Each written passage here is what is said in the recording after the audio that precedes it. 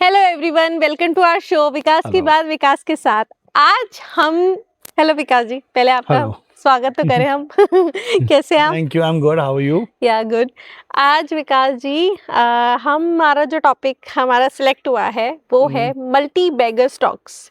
लोग बहुत बोलते हैं कि यार एक मल्टी बैगर स्टॉक पता चल जाए एक बार ना तो जिंदगी बन जाएगी।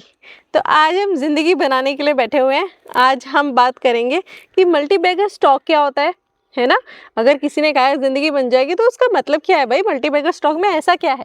एंड मल्टी बैगर स्टॉक्स थोड़े आप प्रीवियस, अभी हम आई नो आप फंड मैनेजर हैं तो यू नो कि आगे आगे कौन से वाले कन्वर्ट कौन से स्टॉक्स रहेंगे जो मल्टी बैगर कैटेगरी में जाएंगे। बट अभी जो हमारी प्रीवियस हिस्ट्री गई है और उसमें से कोई स्टॉक हो ऐसा जो मल्टी बैगर रहा है तो Yes. एग्जांपल्स भी देना प्लीज, तो हमारे व्यूअर्स को और ज्यादा इजीली समझ Sure. आएगा। चलिए मैं Please आपके लिए start. बोलता हूँ कि एंड तक वीडियो देखिए। मैं आपको अपकमिंग आने वाले 2 मल्टीबैगर स्टॉक्स भी बताऊंगा। ओके अरे ये तो लॉटरी हो जाएगी हमारे व्यूअर्स की। तो अभी मैं बोलूंगी लाइक कीजिए, शेयर कीजिए, क्योंकि बहुत ही इंपॉर्टेंट वीडियो है ये। चलिए पहले जानते हैं मल्टीबैगर स्टॉक्स होते क्या है। मल्टीबैगर स्टॉक्स मतलब होते हैं जो स्टॉक्स आपको मल्टीफोल्ड रिटर्न देते हैं, मतलब बहुत ज़्यादा रिटर्न देते हैं। जैसे कि कोई स्टॉक हो गया जिसने आपको 1000%, 2000%, 5000%, 15000%, 16000% रिटर्न दिया है। ओके 16,000%। ये मैं कोई ऐसी इधर उधर वाली बातें नहीं कर रहा हूँ। ये something which has already happened in the past. वैसे मैं आपको एग्जांपल दे सकता हूँ, जैसे एग्जांपल ऑफ विप्रो, जैसे example of Reliance, there so many companies.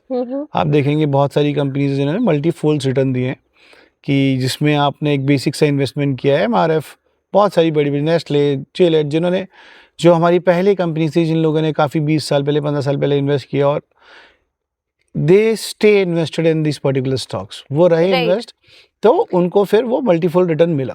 मतलब 15-20 साल तक वो इन्वेस्टेड रहे इसमें, राइट? हाँ, बट जरूरी नहीं है कि आपको 15-20 साल इन्वेस्ट रहना है मतलब तभी मिलेगा। वो ग्रो कर रही है तो उसकी ग्रोथ तक वेट करना है। यस। जैसे मैं आपको बताऊंगा कि अभी रिसेंटली ही बहुत सारे स्टॉक्स थे जो मल्टीफोल्ड रहे, जिन्होंने बहुत अच्छा रिटर्न दिया है। ओके।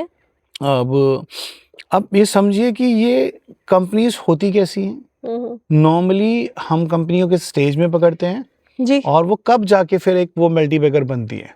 नॉर्मली हम क्या करते हैं, हम in the sense investors, I am talking about, I am not talking about me. Normally जो इन्वेस्टर्स होते हैं, अच्छे इन्वेस्टर्स होते हैं, वो एक कंपनी पकड़ते हैं एट बेसिक स्टेज। बेसिक मतलब इनिशियल स्टेज पे एक कंपनी पकड़ी, राइट, जो कि एक बहुत अच्छी इंडस्ट्री में है, जिस इंडस्ट्री की ओवरऑल ग्रोथ बहुत अच्छी होने वाली है। वो कंपनी जो है वो उस पर्टिकुलर इंडस्ट्री में एक लीडर है एंड बहुत अच्छा मैनेजमेंट है, and they are continuously investing in their R&D, they continuously investing in their competitive edges, हमेशा इन्वेस्ट किए जा रहे हैं। और मार्केट जितना भी है, जो भी मार्केट है, उसमें अपना शेयर इंक्रीज किए जा रहे हैं। ओके। आप समझिए इस बात को कि जैसे अभी पास में हम देखेंगे तो इंडिया में बहुत सारी इंफॉर्मेशन टेक्नोलॉजी जो कंपनीज हैं वो मल्टीबैगर्स बनी है। ओके। अब मल्टीबैगर ढूंढना इतना आसान नहीं है, मैं आपको बताता हूँ। आप ये समझिए, मैंने आपको बताया कि बहुत सारी इंफॉर्मेशन टेक्नोलॉजी कंपनीज जो हैं वो मल्टीबैगर्स बनी है। एक टाइम पे इंडिया में 5000 से ज़्यादा कंपनीज थी जो इंफॉर्मेशन टेक्नोलॉजी में काम करती थी। आज की डेट में गिन चुन के 10-15 कंपनीज हैं जो उस टाइम में से बची हुई हैं, और वही मल्टीबैगर्स हैं। ओके। तो अब ये सोचिए कि उन 5000 कंपनीज में से आपको 10-15 कंपनीज चूज करनी है जिसमें आप इन्वेस्ट कर पाए। अब इन्वेस्ट कैसे करेंगे कि हमें मालूम है कि यार जो information technology as a sector है, एज अ वर्टिकल है, इसके अंदर बहुत ज़्यादा ग्रोथ आने वाली है। ठीक है, अब इस ग्रोथ में कौन सी ऐसी कंपनीज हैं जो पार्टिसिपेट करने वाली हैं इस ग्रोइंग इन्वायरमेंट का फ़ायदा उठाने के लिए। जी, फ़ायदा उठाने के लिए वो पार्टिसिपेट कर रही हैं। क्या वो जो सर्विसेज है उनकी वो उस लायक हैं? क्या वो मैनेजमेंट है, उस एक्सपीरियंस है, मतलब मैनेजमेंट को एक्सपीरियंस है कि वो कंपनी को ग्रो करा सकें।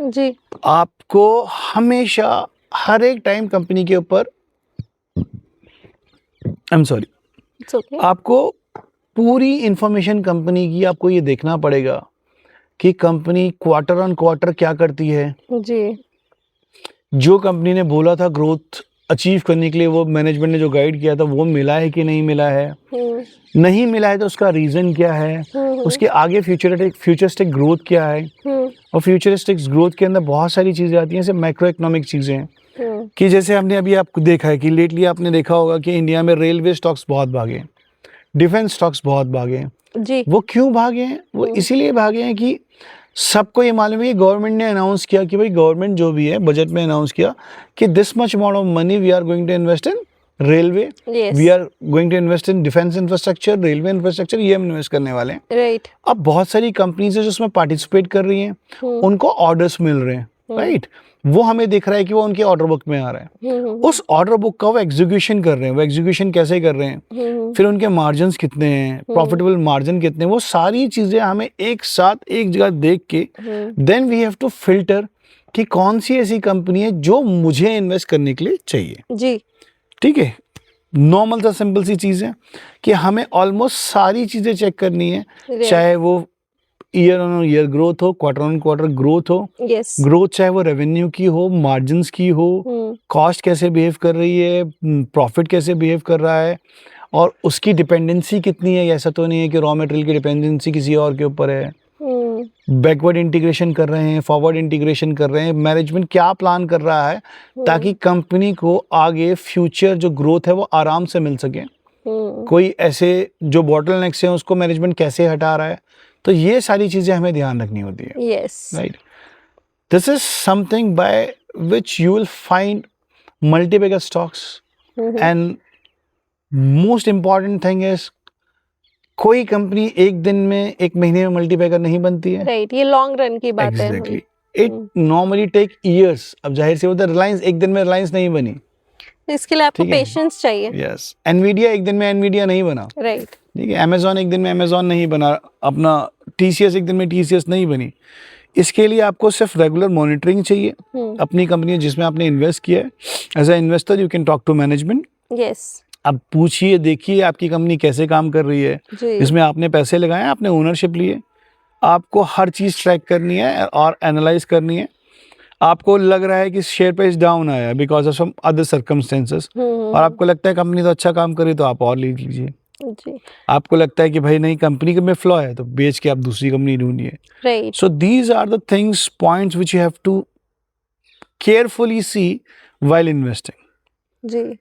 तो ये हमारी बात रही उन इन्वेस्टर्स के लिए जो लॉन्ग रन में जाना चाहते हैं, it means long term portfolio build करना चाहते हैं। बिल्कुल। जैसे हम पहले, अभी जैसे मैं एक बात बोलनी चाहूँगी, पहले ट्रेंड होता था LIC पॉलिसीज ले लीजिए, अलग अलग कंपनीज होती है, जैसे कि हमारा LIC पॉलिसीज ले लीजिए, बच्चों की शादी आ रही है, बड़े होंगे, खर्चा होगा, एजुकेशन प्लान ले लो, ठीक है, तो डिफरेंट डिफरेंट प्लान्स थे। अभी उसमें पहले नहीं पता था, नॉलेज नहीं थी, बट अभी लोगों को पता है दैट इतना रिटर्न नहीं मिलता है हमें, है ना। एंड इवन जो पॉलिसीज होती है maximum are market based. Yes. Right? If you are talking about ULIPs, yes they are. ULIPs, right? ULIP वो तो मार्केट बेस्ड ही होता है, तो हम डायरेक्ट मार्केट में क्यों ना इन्वेस्ट करें ना। देखिए रितु जी, इसके फायदे और नुकसान दोनों हैं। ओके। ये भी पॉलिसीज भी बहुत अच्छी चीजें हैं उन लोगों के लिए जिन लोगों को मार्केट के बारे में कुछ भी नहीं मालूम। हाँ, उनके लिए अच्छा है। और वो लोग जो किसी फाइनेंशियल एडवाइजर के ऊपर ट्रस्ट नहीं करते। ओके। किसी के ऊपर भी, यार कि भाई जैसे मुझे किसी से सर्विसेज नहीं चाहिए, मुझे इतना पता है, पॉलिसी ले लो, पॉलिसी ले लीजिए। इट्स बेटर देन कि भाई आप डायरेक्टली मार्केट में इन्वेस्ट कर रहे हैं, आपको नॉलेज नहीं है और आप वहाँ लॉस बना रहे हो और फिर मार्केट का नाम खराब कर रहे हो। इससे अच्छा ये है कि भाई आप पॉलिसी ले लो। आपको भाई जाहिर सी बात है रितु जी, आप think about it, in India हमारी कंट्री में बहुत ही कम फाइनेंशियल लिटरेसी है। The literacy rate is very very low. अब जब लोगों को पता ही नहीं है तो for them it's a good option, easy option. Yes, if you want to make money, if you want to create wealth, अगर आप मीडियोकर नहीं रहना चाहते हो, it's for people who want to stay mediocre, don't want to take risk, और it's not about risk, or they do not want to do some hard work.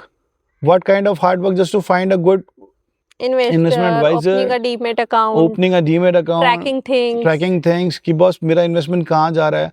If you don't understand, ask your fund manager why you are investing in this. अभी जो मुझे लग रहा है जो हमारी अब जनरेशन है, I think they are ready to do that, because पहले चीजें इतनी इजी नहीं थी ऑपरेट करना. Now we have smartphones and अब आप यूट्यूब पे ही कुछ भी सर्च करके देख लो, ठीक है, आपको नॉर्मल किसी भी लैंग्वेज में आपको लोग समझा देते. तो आई थिंक अब वो क्वाइट इजी ये टेक्नोलॉजी ने चीजें इजी की हैं. एंड तो अब हमें आई थिंक वो हार्ड वर्क थोड़ा कर लेना चाहिए. एंड जो लॉन्ग टर्म जो हम चीज़ें पहले पॉलिसीज़ के थ्रू करते थे, वही अब आपको एक लॉन्ग टर्म पोर्टफोलियो बिल्ड करना है ना. तो लॉन्ग टर्म पोर्टफोलियो, देखो आप पॉलिसी भी तो किसी रिलायबल इंसान के थ्रू ही लेते हो ना, नहीं तो पॉलिसीज लेने में भी फ्रॉड हो जाते हैं. एंड इवन किसी की जिसके थ्रू ले रहे हो आप, एक मुझे देखो मुझे ज़्यादा नॉलेज नहीं है, बट आई थिंक मैंने बहुत सुना था कि सहारा कंपनी थी वो डूब गई थी. यस, है ना. Yes, that's a different thing.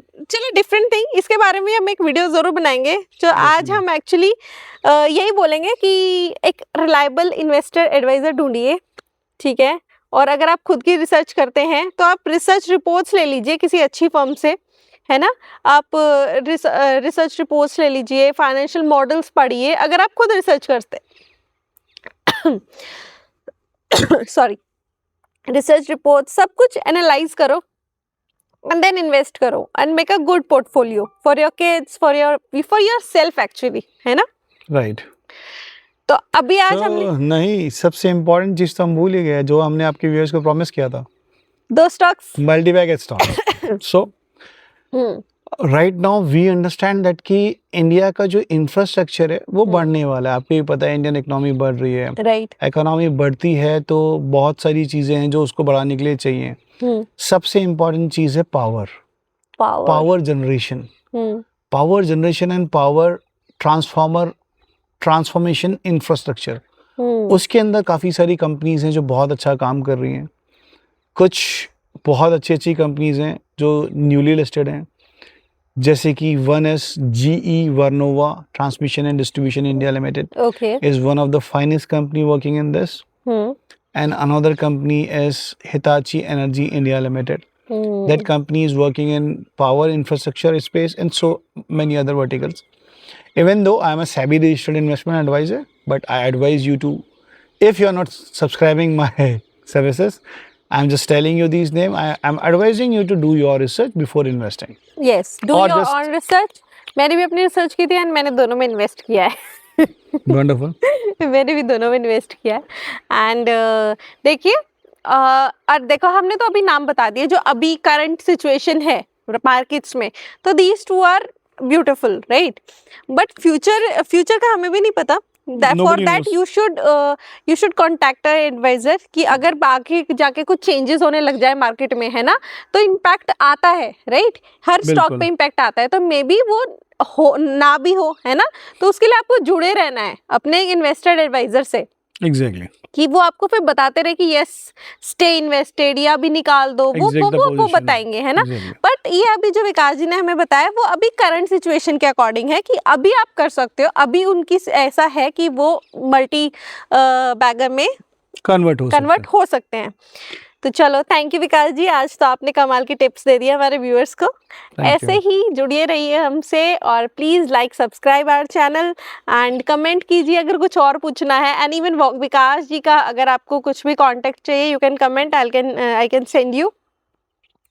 And thank you viewers, thank you Vikas ji, thank you.